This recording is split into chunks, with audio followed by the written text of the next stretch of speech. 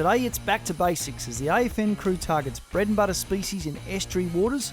Then Bill Classon discovers the untold story of the trout cod, and you're in for a surprise.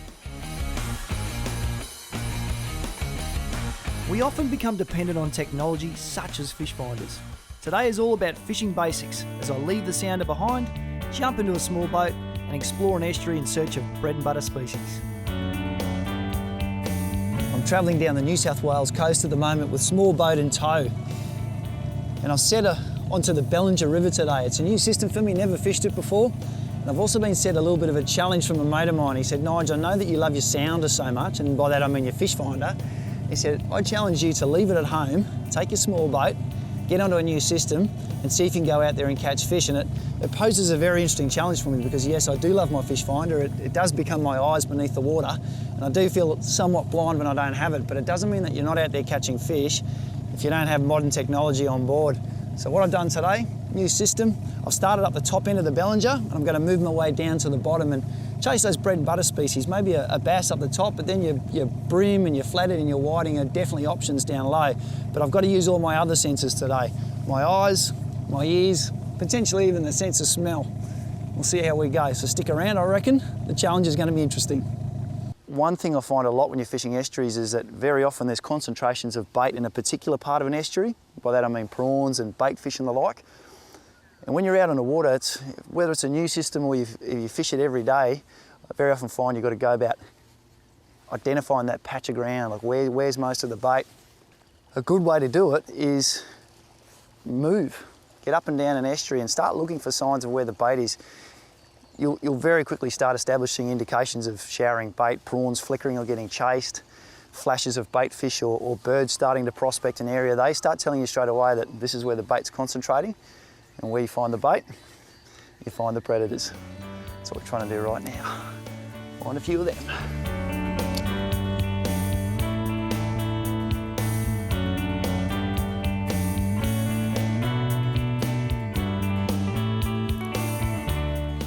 Time.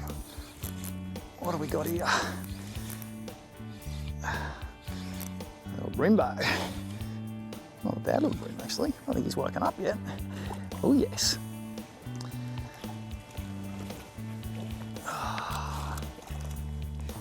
Beautiful. So we came here to see. Well conditioned upper river brim. Suckers for soft plastics and baits, hard-bodied lures at certain times of the year. He's going back to get bigger. And there's the signs of starting to explore a system. We've got one on the board.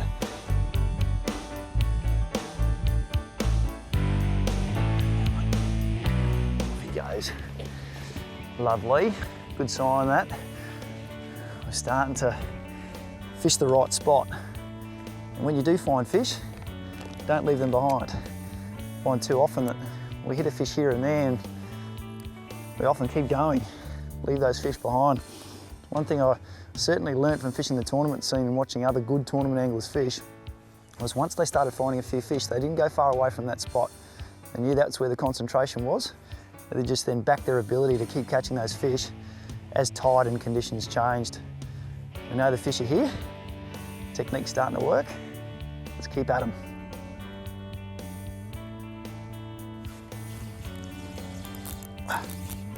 Travel towards me. It's a bit sneaky. There we go, little fella. Sneaky that. Is it?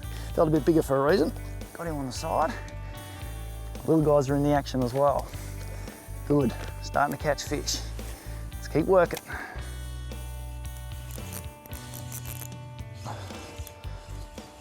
Another little fella. A concentration of little brim, that's all right. I'll happily work through them. You can see that they happily eat lures, much bigger than themselves sometimes. He's chomped on a squidgy wriggler, doused in a bit of S factor.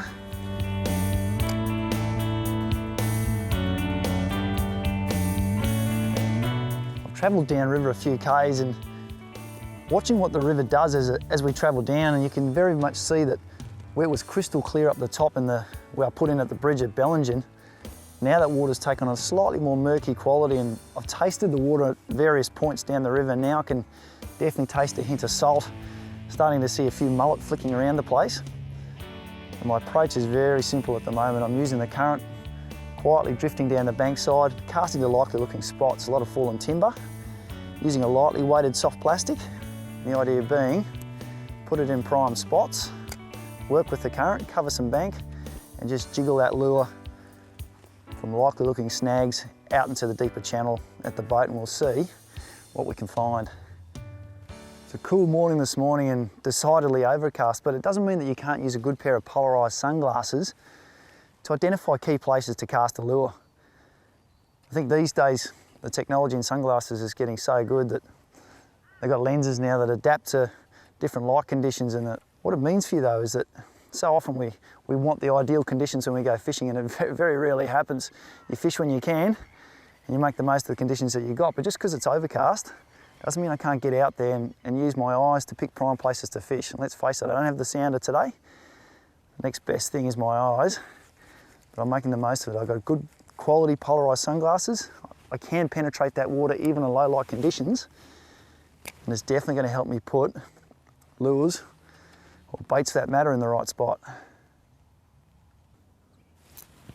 That's a better fish. Come on, that fish is shaking his head at me. He feels a bit better. He feels a little bit better. Come on. Oh yeah. Oh yeah. Didn't that fish belt that? He's a slightly better fish. I put it at the base of a big root system on the bank there. Lovely. And gradually fished it out. You can see a lot of fallen timber in the banks behind me there. I'll just get us out a bit. And the tide's running out now, and you often find that certain structures attract fish at high tide, that it gives them some opportunity to shelter and feed. And then as the tide recedes and that water runs out around those spots, it doesn't mean that the fish are going to go far away from that. That's their feeding ground. You'll tend to find that they just branch slightly further out into the channel. So even though you've got some really good structure up out of the water, don't be shy to put your cast in there and work them out. The results can be very good. Squidgy wriggler, lightly weighted jig head, bit of S factor on it.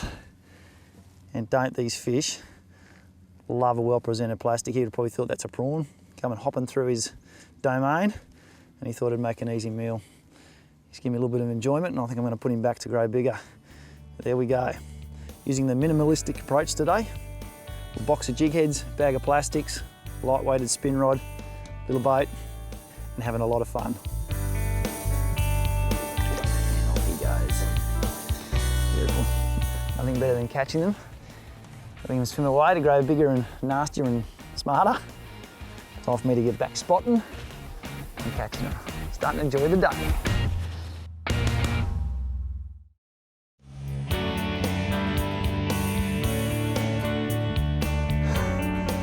Very engaging way to fish. Very visual, very entertaining, and very easy. I think if you want to get out on your estuary and catch a fish for the first time, yourself a couple of bags of plastics, 2 to 3 inch size, something that looks like a little bait fish or a prawn. It's a mixture of jig head weights, and all I'm doing is selecting a jig head weight that I think will get me to the bottom, and you can see by this water it's probably 1 to 3 metres deep. A light spin outfit, 2 to 4 kilo, using a 3-pound braided line. It's one of the bite detection lines from Shimano. 2 metres a litre, and then all you want to do is initiate a drift down a bank that looks good. Cast towards the shore, close to a bit of structure if you can see it, and then gradually work that plastic out to you as you fish with the current. And stay in contact with it the whole time, watching your line. Your line tells you everything that's going on. The moment it slackens, it means you're on the bottom.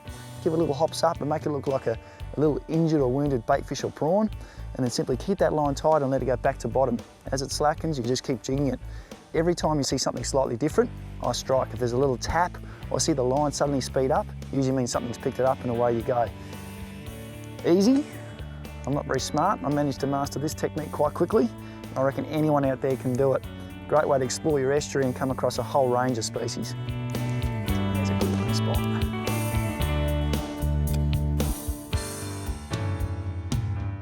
Yes.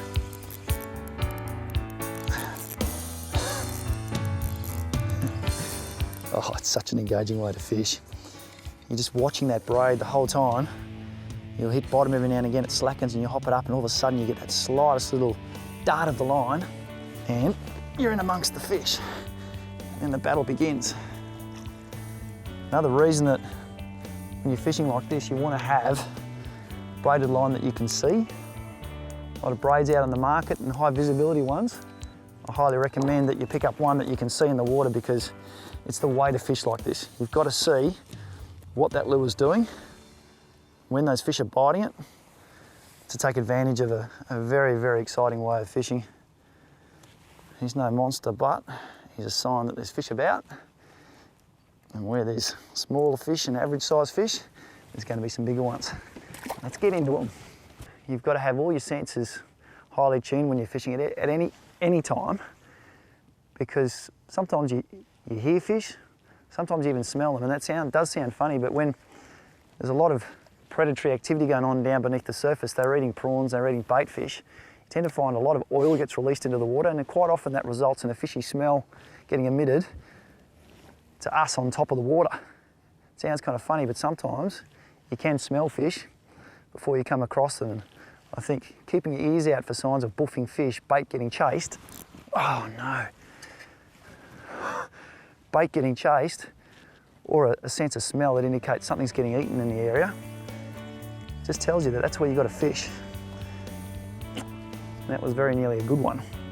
And when you listen to those signs and you follow a bit of instinct and you start fishing in the right spots, applying a bit of good technique, you'll get into the fish much quicker than those guys that are blindly going up a river, just casting a line in any old spot. Here's a couple of outfits that will get you well on the way to catching some fish.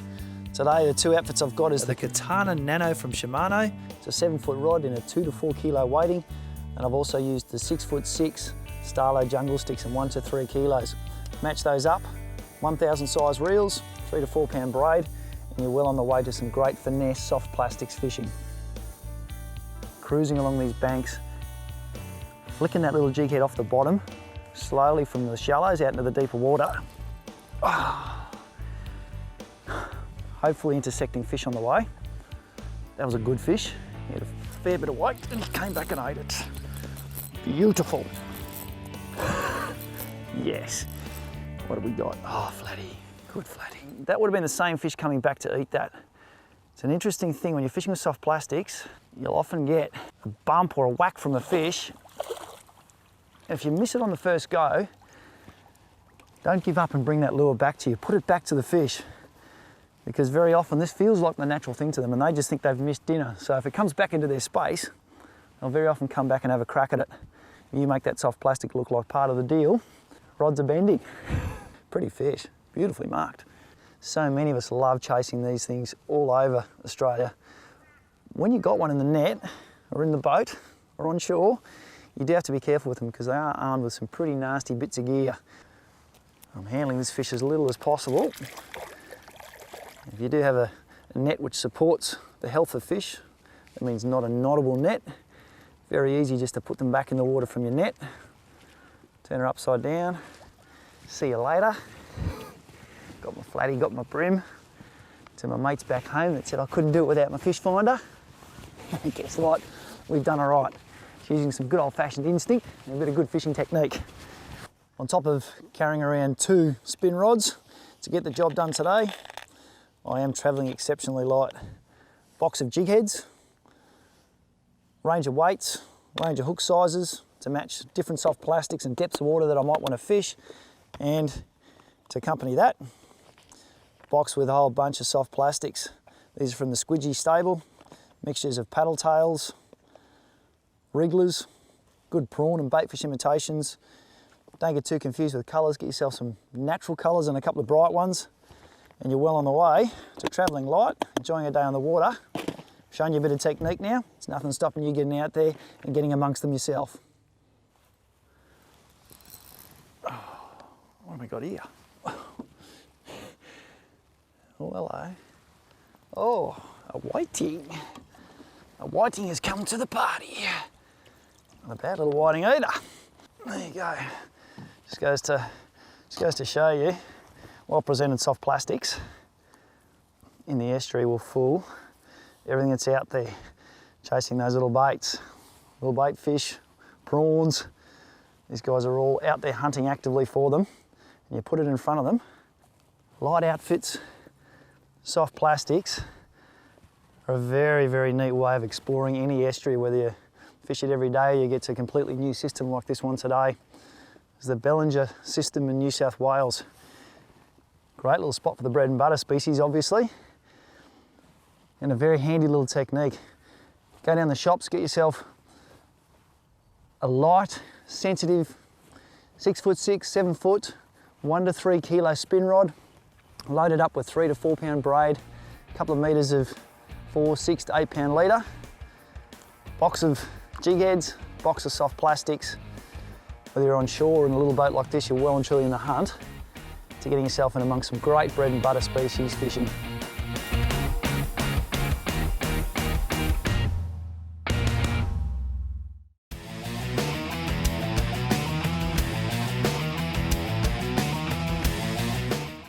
Everybody in Australia knows about the Murray cod, but many have not heard of or seen its close relation, the trout cod. Bill Classon shows us a location where you can find these two species living together. Obviously the Murray cod's stronghold is the Murray River, and their resurgence in this system over the last decade has been nothing short of remarkable. Its closely related cousin, the trout cod, while still gazetted as an endangered species since 1971, has also been fighting back against some severe hurdles. The Murray cod is Australia's largest freshwater fish and has been recorded to a massive weight of over 100 kilos. With a growth rate of only about 1 to 2 kilos per year, that can put a big Murray cod easily over 50 years old. Their bright green mottling and white fin tips make them easily identified. Trout cod, on the other hand, more commonly now average around about 1 to 2 kilos. Their coloration is a slate grey to blue, hence their reference in the early days as a blue nose. Other differences to its Murray cousin are a distinctive overhanging top jaw and a dark bar across the eye. So why the name trout cod? Well, I guess when our forefathers first came to Australia, they found the two species quite different. And the aggressive nature combined with the blue-grey coloration must have reminded them of their brown trout back home. Trout cod are much more active and aggressive than Murray cod, and also have a preference for cooler, clearer waters. One very special place for me, where I reckon I can find one, is in the clear waters of the Upper Murray above Lake Hume. It is there that I've heard rumours of the existence of both species, but despite having drifted down the river dozens of times, I'd still yet to encounter one of these remarkable fish. This is the story of my search for the trout cod. Well, this is one of the biggest pools on the Upper Murray, where the Tooma River flows into the Upper Murray. A lot of good cod have been caught in here, but the river's right up. A lot of water flow out of the Cancoban Pondage today. It's put the water right up, the water temperature's gone down, it's a little bit dirtier, so it's forced us off onto the edges to try to catch cod.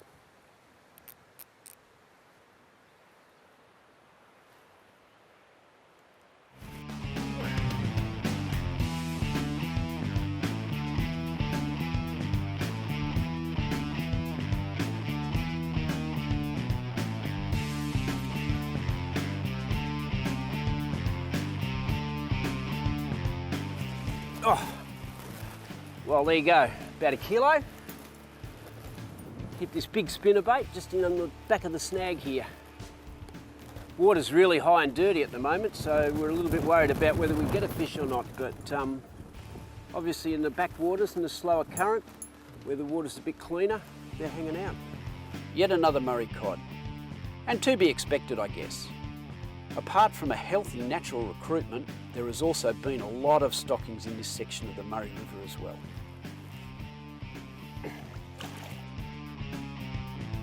Still searching for that elusive trout cod and figuring the action is all on spinnerbaits, I decided to continue searching the river while drifting from the boat. After drifting past some prime cover, I pulled the boat up and continued firing casts at the snags. There's a good snag 3/4 of the way across the river here, but it's a little bit fast water. So you'd only probably get one cast in on it if you drifted by on the boat. So I just pulled the boat up on the bank, and you get 2 or 3 casts where you want them to go. This looks like it's a nice fish. I just decided early morning we're just casting a spinnerbait to the opposite bank. I'm not sure. Oh, it's a nice cod. Oh.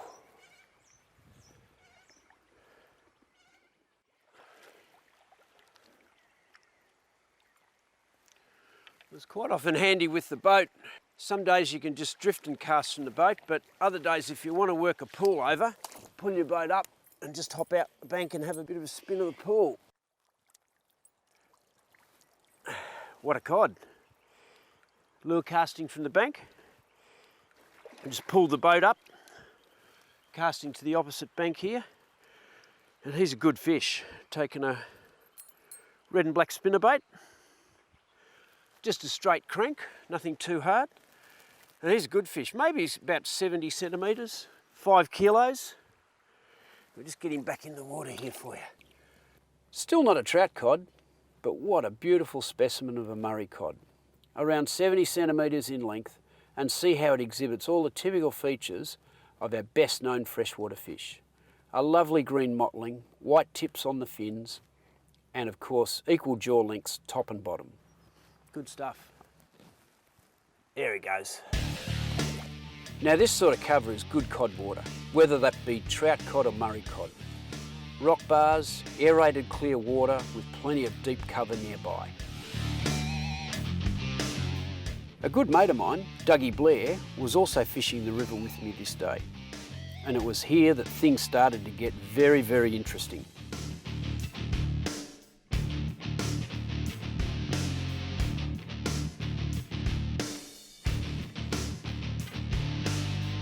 Just like so many times before, when you least expect it, it just happens. And what a fish, a trout cod at last. But not only that, this has to be easily the largest trout cod ever captured on film. What a beauty. Well, Doug, we're out in the river chasing mega Murray cod, and this is, yeah, he's not exactly what a trout cod. A mega Murray cod, but anyway. Yeah. How can you tell it's a trout cod? Obviously the band through the eye. Yeah, different coloured mouth, a bit more pointier nose. Overhanging top jaw. Yeah, and just different colour, in general, darker colour. You don't see them this big. They are really aggressive fish too. Way more aggressive than a Murray cod, which is probably why they're endangered. This beautiful trout cod easily went 7 kilos or over 15 pounds. Now all trout cod are protected, and if one is inadvertently caught while fishing for Murray cod, then it must be returned to the water unharmed. Yeah, hit the lure well out in open water too, chased you out from the cast. It's very hard to do. It's not hard to see why the name trout cod came about. This fish does have a bit of a trout colour about it in some ways. Certainly the other name blue nose or blue nose cod is one we can easily identify with. They are very different to our Murray cod colours. Trout cod hold a very special part in our freshwater fishing history. We all felt pretty special to have been a part of this experience, and I'm certain that the trout cod will have a very bright future in Australia for years to come.